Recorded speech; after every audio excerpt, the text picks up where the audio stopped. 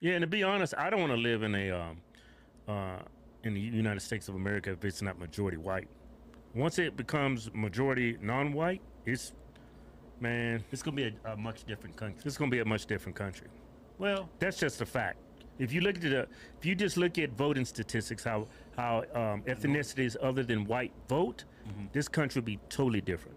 Black conservatives like the Hodge twins are literally walking oxymorons, heavy on the moron part. And at this point, I am thoroughly convinced that they all suffer from like Stockholm syndrome, because it's the only reasonable explanation that I have for like a Black person who lives in a society that further perpetuates anti-Blackness and racism, taking on the talking points of the oppressor group to appease them. And if you weren't familiar with these two fools prior to this video, consider yourself to be lucky. They're two prominent, high yellow, far right wing, conservative content creators on YouTube, and if you close your eyes and listen to their voices, they sound like two like 70-year-old creepy men. They maneuver in similar spaces to like Brandon Tatum, Candace Owens, a Black conservative perspective. And what I find to be hysterical is that following this video, they asked on Twitter for admittance into this white only town that's being constructed in the middle of nowhere in Arkansas, and they were denied. They gonna talk about some, I know your community is whites only, but could you make exceptions for us two negros?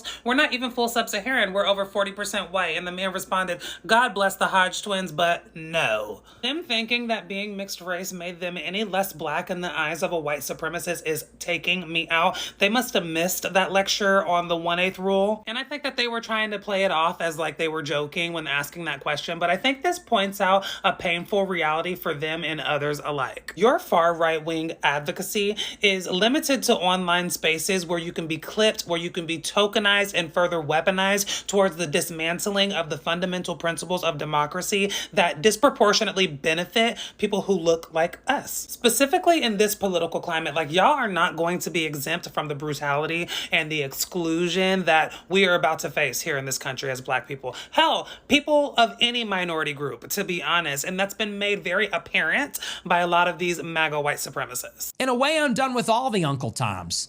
I'm done with Jason Whitlock. I'm done with Candace Owens. I'm done with all the Uncle Tom token Blacks. Like, you're not that smart. You're not even that conservative. You built your career on a grift that is now dead. All I can say is count your days and count them checks, because the time when you guys' voices is no longer going to be useful is rapidly approaching, and you're not welcome over here. We've told y'all that. And as always, it is your girl Day. Comment your thoughts down below.